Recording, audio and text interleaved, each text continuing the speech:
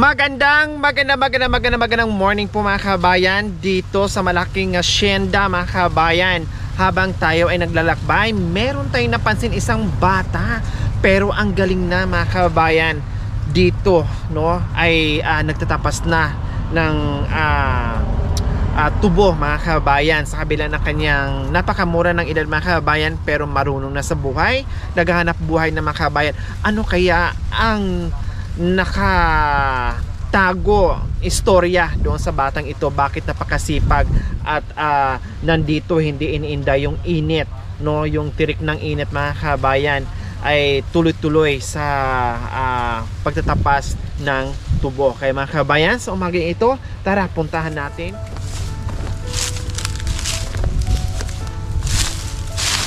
Ayan po mga kabayan, nakita ko, sabi ko ay napakabata pa at gumagawa na, tumutulong na sa pamilya para merong makain at merong maitulong doon sa mga magulang na naghahanap buhay din. Kaya kausapin at lapitan natin at kausapin natin. Hello! Good morning! Anong pangalan mo? Dominic. Ilang taon na si Dominic? Wow, 16 years old lang, pero ang galing mo na.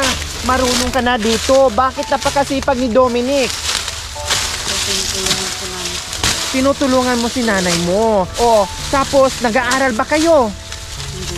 Hindi.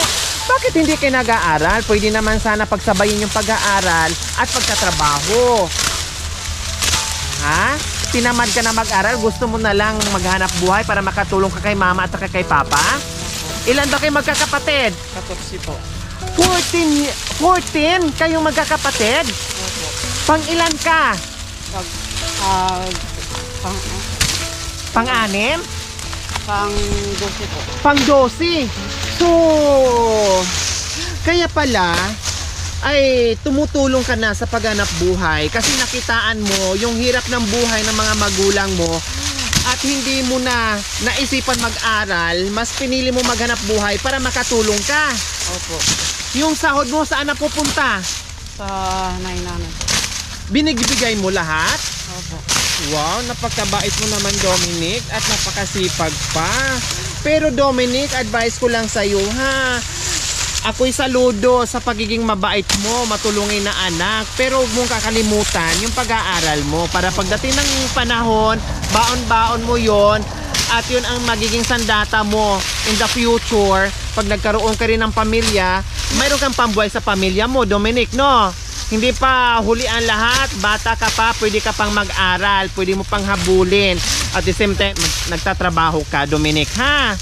So ayan po mga kabayan, no? Nakita naman talaga natin, napakainit, no? Napakainit, napakakati mga kabayan, dahil meron nga ito po mga kabayan, sinasabi ko na sa Bisaya ay dapaw, hindi ko alam kung ano to dito, no?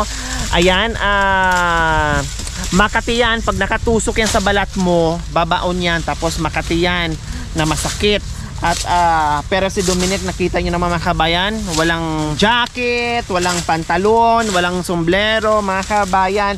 Talagang as in yung suot niya ay damit lang at saka short, no? At nakachinelas na mga kabayan, pero hindi niya iniinda kung ano man, no?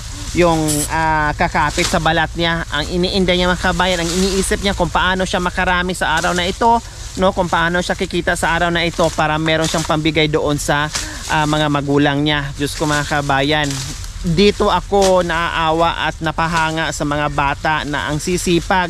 Yung ibang bata mga kabayan, no, naglalaro lang, no, hindi walang pakialam sa buhay-buhay ng mga magulang nila, basta nag-aaral lang sila, aral, kain, yun lang, focus sila doon. Pero ito si Dominic, nakakaiba. Kaya sa mga bata na nag-aaral, na bless kayo, na kaya kayong paaralin ng mga magulang nyo, huwag nyo pong sayangin ang pagkakataon na ipinagkaloob sa inyo ng mga magulang nyo, dahil kaya kayong paaralin. Kita nyo naman, tulad ni Dominic, isang bata na gustong mag-aral, pero sa kabila ng kahirapan, no, ay nawala yung pangarap mag-aral. Dito na nakafocus sa paghanap buhay para makatulong sa kanyang pamilya. Kaya Diyos ko mga kabayan, ito yung sinasabi ko mga kabayan, kung ano yung buhay ng mga magulang mo, no? Kung hindi natin paaralin yung mga anak natin, paglaki nila,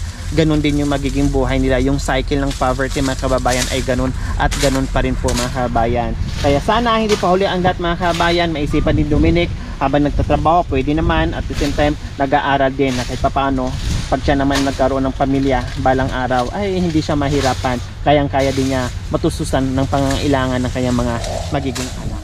So ayan po mga kabayan, sabi ko kay Dominic, pahinga muna kasi parang ako ang hinihingal at napapagod sa ginagawa niya dahil napakainit. Bukod sa mainit, nakita nyo naman kung ano yung ginagawa ni Dominic. Ito nga mga kabayan, may dumikit na sa kanya yung mga parang balahibo ng tubo, no? Alam ko kung gaano ka katiyan, alam ko kung gaano ka sakit yan, pero sabi ko nga ay hindi iniinda ni Dominic. Mas gusto niya, no, magpagod, no, magpapawis para makatulong siya sa kanyang pamilya. Ako'y saludo sa batang ito. Pero muna Dominic, dahil napakasipag at ako'y natutuwa sa iyo. Maitanong ko lang, anong grade ka? Grade 6 sa Nakatapos ka na ng grade 6. grade 6 po. Grade 6 magi-grade 6 pa lang, hindi mo natapos. So, maitanong ko lang bakit hindi mo pinagpatuloy yung pag-aaral mo, Dominic? Kasi wala kaming pera po. Walang pera. And then, Tapos hindi na ako nakatuloy na nag-aaral. hindi ka na nag-aaral. Tapos yung mga kapatid mo nag-aaral din? Hindi na po. Hindi, ibig sabihin, lahat kayo? Hindi, isa lang nag-aaral po. Isa lang nag-aaral. Nakapagkolehiyo na? Nandun sa po, grade 11 na po. So halos lahat kayo hindi nakapag-aral. Iisa lang ang nag-aral na tuloy-tuloy. Opo. Yung sabi mo kanina, hirap dahil walang panggasto si mama, walang pera. Kaya mas pinili mo magtrabaho, huminto at magtrabaho na lang. Opo. So, pero may balak ka pang bumalik sa pag-aaral mo? Hindi ko alam po. Bakit hindi mo alam? Kasi walang katulungan si nanay ko po. Wow, grabe yung bata, no?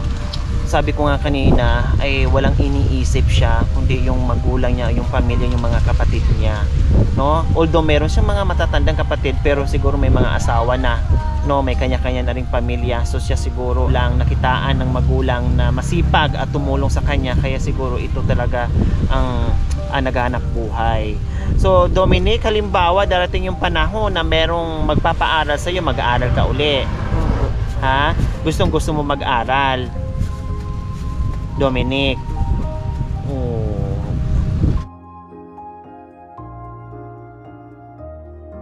Okay, Dominic, ako'y napahanga sa iyo dahil sa sobrang hanga ko sa iyo sa tanghaling ito. Meron kaming surprise sa iyo, ha? Okay, Dominic, meron ka ng isang sakong bigas. Dahil ikaw yung batang magaling tumulong sa pamilya, nako malamang matutuwa yung pamilya mo pag uwi mo. Dahil meron ka na dala-dalang bigas, hindi lang yan, meron ka pang assorted groceries. Ayan, Dominic. At isang tray na itlog. So ayan, Dominic, ha? Masaya po. O bakit masaya si Dominic? Kasi tinulungan ako. Tinulungan. Hindi lang yan, syempre meron ka pang 1,000. Thank you po. Oh. Salamat po sa binigay sa amin. May sayang ka naman. Alam niyo po mga kabayan, parang natulala si Dominic sa natanggap niya ngayon. Okay, so ayan po mga kabayan, maraming salamat po talaga sa walang sawang pagmamahal sa aking munting adikain, sa aking mga sponsors, subscribers, followers, YouTube members, viewers, commentators, sa lahat po na nakikiisa sa aking munting adikain. Maraming salamat po sa inyong lahat.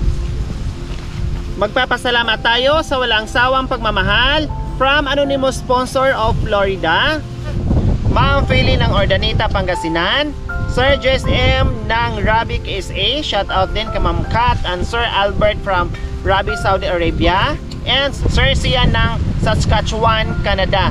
Maraming salamat po sa inyong ginitawang puso. Naway pagpalain po tayo ng Panginoong Diyos araw-araw. Naway bigyan po tayo ng kalakasan ng katawan sa araw-araw. Naway bigyan po tayo ng mahabang buhay pang sa ganoon. Marami po tayong matulungan na kagaya nila, ng mga batang masisipag na nakakalimutan na mag-aral, no, nakatuon kung paano sila makatulong doon sa kanilang mga magulang. Maraming salamat po talaga sa inyo dahil iba-ibang klaseng pamilya ang natatagpuan natin, no, sa araw-araw ng ating paglalakbay sa ating misyon. Kaya maraming salamat po sa walang sawang panonood without skipping ads, mga kabayan. Pagda-like, pag-share, pag-comments, lahat tayo ay nakaambag sa mission ito. Kaya maraming salamat po sa inyo. So mga kabayan, huwag niyo po kalimutan pag-share, subscribe sa aking YouTube channel, Lori Aquino Talita. Maraming salamat po, Gabi sa Sol. Bye, Dominic.